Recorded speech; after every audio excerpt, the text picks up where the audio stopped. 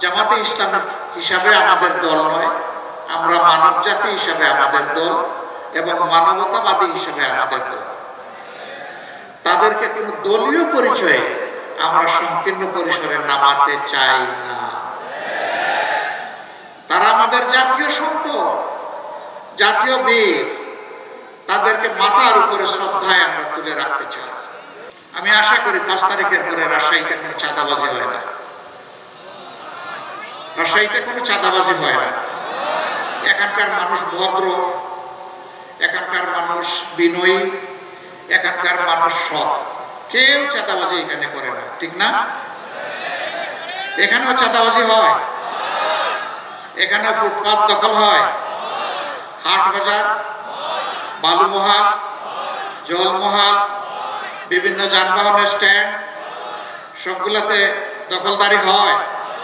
তাহলে আমাদের এই শহীদদের রক্তের প্রতি এইটাকে ভালোবাসা, এটাকে সম্মান।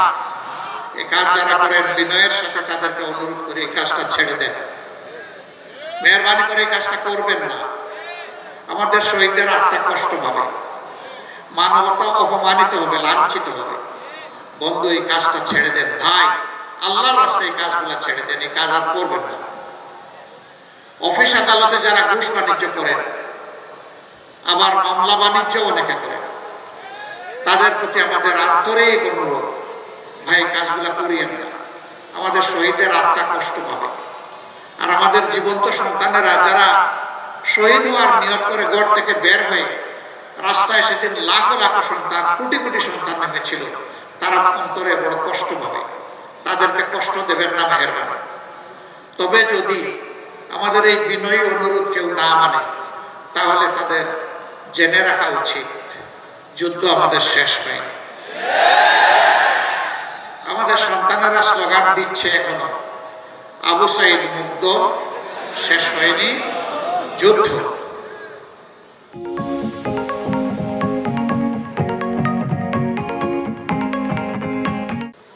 আপনারা আমার সাথে বলবেন, আবু সাইদ মুগ্ধ,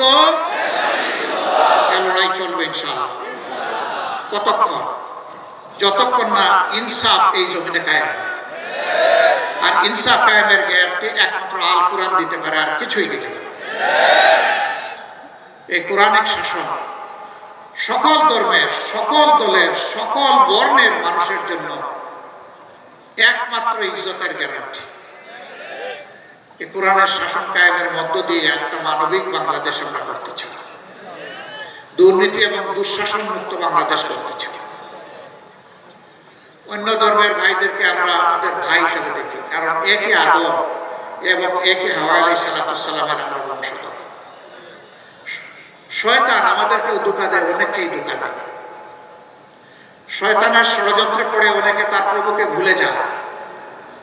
আমাদের রুট, আমাদের উৎস, আমাদের মূল এক জায়গায়। আমরা মানুষকে ঘৃণা করি না, হিংসা করি না। আমরা মানুষকে মানুষ হিসাবে সম্মান করি। মানুষের দুঃখে কষ্টে চেষ্টা করি সাড়া দেওয়ার, এটাও চেষ্টা করি সবার আগে সাড়া দেওয়ার। কেন? কারণ আল্লাহর হাবিব বলেছেন, খায়রুন নাস মান ইয়ানফাউন নাস।